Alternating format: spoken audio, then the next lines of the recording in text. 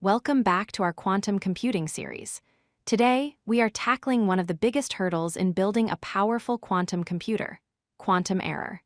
Specifically, we will look at noise and decoherence to understand why these systems are so unstable. Let's start with the ideal scenario. In a perfect world, a qubit maintains its quantum state indefinitely. It sits in a delicate superposition, representing 0 and 1 at the same time. This unique state is what holds the complex information we need for powerful calculations. However, the reality is much harsher. Qubits are extremely fragile. They don't exist in a vacuum, they are constantly interacting with their environment.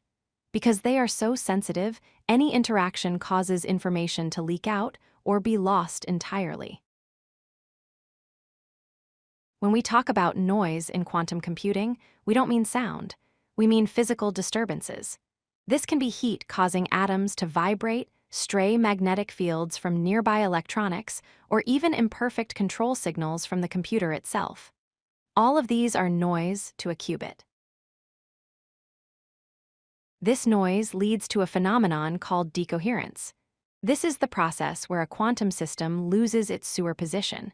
It effectively collapses from a powerful quantum state into a regular, boring classical bit. Once decoherence happens, the quantum advantage is gone. To visualize this, imagine the qubit as an arrow inside a sphere.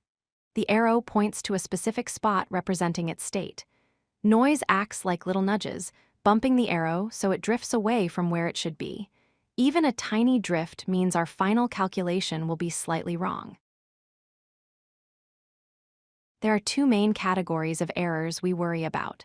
First is the bit flip, where a 0 accidentally flips to a 1. This happens in regular computers too, but quantum computers also have phase flips, where the mathematical relationship between the 0 and 1 states gets reversed.